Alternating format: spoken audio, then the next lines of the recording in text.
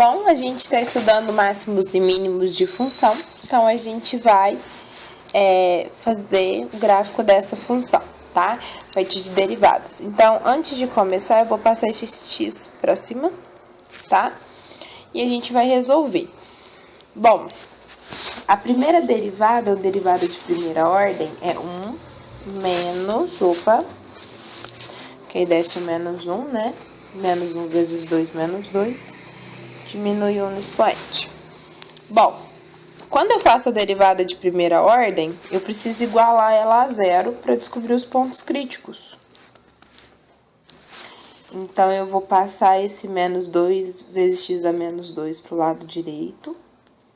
Ele vem positivo. E eu já vou passar o x elevado a menos 2 para baixo para ele ficar positivo. Tá dividindo, passa multiplicando. Então, x ao quadrado é igual a mais... x ao quadrado é igual a 2. Aí eu já tô pensando na resposta. E x é igual a mais ou menos raiz de 2. Bom, com esses valores de x, na verdade eu descobri dois valores de x, mas eu preciso dos pontos, tá? E aí, para achar os pontos, eu preciso voltar na função original para achar o valor de y. Então, você vai substituir raiz de 2 no lugar de x, né? Para achar o primeiro ponto, então vamos substituir. O legal aqui é que você tem uma calculadora científica, porque raiz de 2 é um número irracional, né? Para poder fazer a conta.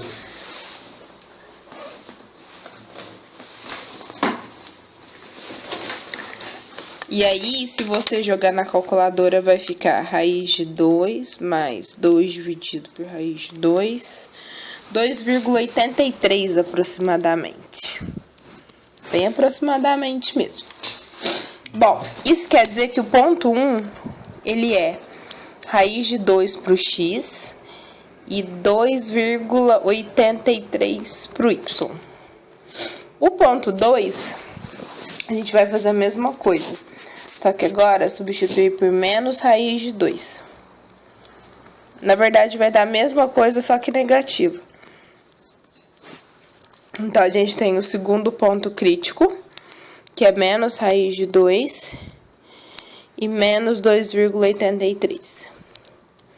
Bom, descobertos os pontos críticos, eu preciso classificar. E para isso, eu preciso da derivada de segunda ordem. Então, a derivada de primeira ordem é 1 menos 2 vezes x elevado a menos 2.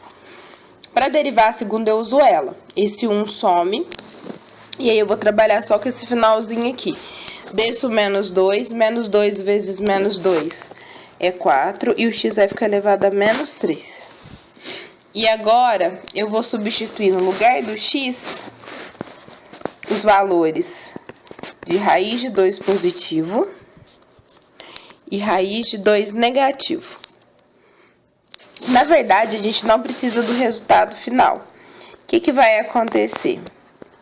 Quando eu substituo por raiz de 2 positiva, independente do valor final, na verdade isso aqui é 4 sobre raiz de 2 elevado ao cubo. Esse valor é positivo. Se der positivo no y duas linhas, você pode afirmar que esse ponto aqui é um ponto mínimo. E se você substituir por menos raiz de 2,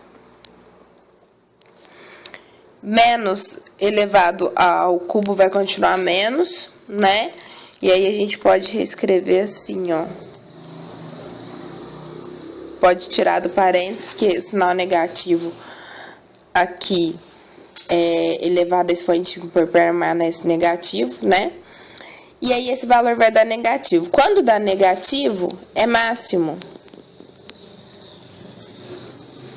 Então, eu achei os pontos mínimos e máximos da minha função.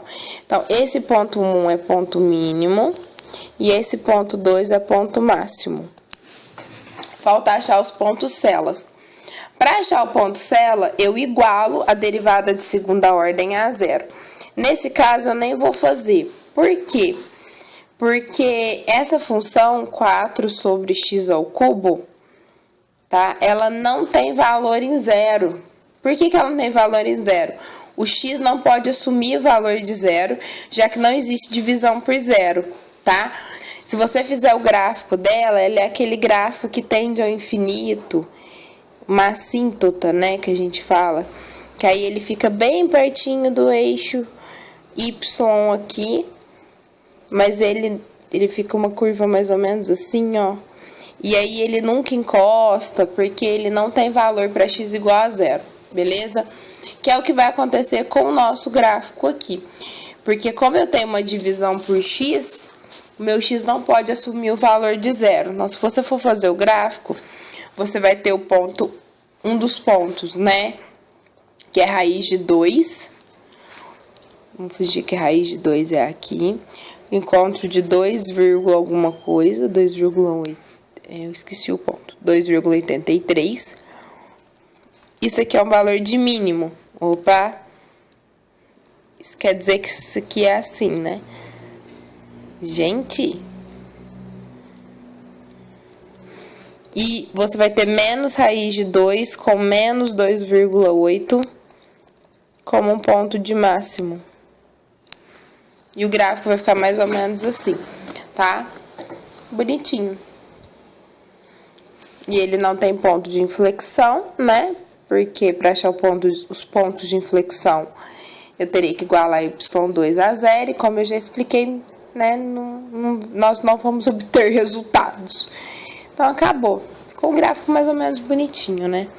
É bom a gente colocar os valores certinhos assim, porque ninguém adivinha, né?